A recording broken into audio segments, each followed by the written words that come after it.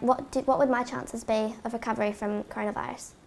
Well, from the evidence so far, and we're nearly 18 months down the track, the research, and it's been, replicated, is around 99.9% that anyone young and healthy, and in fact of any age, there are the very vulnerable ones who will succumb and die, just like the flu kills people. Exactly. But actually, it tends to be older people. So older people with this virus, the actual flu is more dangerous and to younger people.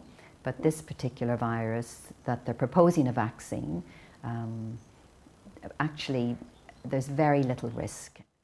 So you see, it's very skewed, and actually the whole point of this is not a vaccination per se. It's actually a tool to ameliorate the intensity of the illness if you were unlucky enough to get a severe COVID prolonged reaction and potentially die from that. So that's very unlikely in anyone under the age, well, anyone without comorbidities, and that's been the evidence around the world. Most people, even elderly people who are relatively healthy, have a 99.8 to 9% chance of recovery. And there's this thing about herd immunity, which is if we all get it, we'll be protecting ourselves and others, but it's only going to protect you. Or from what we've...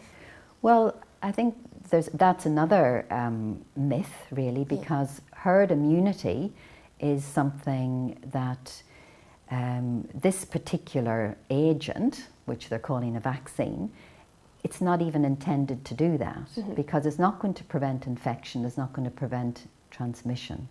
So you're still likely to get the only way you can build up herd immunity is to expose the immune system to a particular virus or whatever, and unless you're exposed to it. Now the whole idea of getting herd immunity through a particular aspect of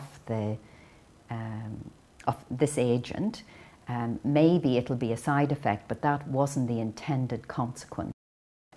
Have you had any discussion at school about the proposed vaccination rollout to high schools in particular, or in general in New Zealand, or about what the virus is, what are the effects worldwide? What sort of information have you been given, and what have you been told about your choices around, and even why the government are proposing to vaccinate the high school before they've even vaccinated the rest of the population?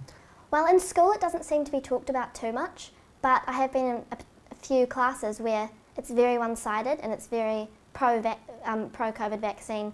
It's very, like, I was in a class and they were shaming people who weren't taking it. It was like conspiracy theories, propaganda, and I was sitting there actually fuming because that wasn't my belief, and that wasn't what I found in my own research, and it wasn't giving anyone the freedom to think for themselves about the vaccine. It was just, it's good, take it, like just you're protecting people around you, and that's not what I know.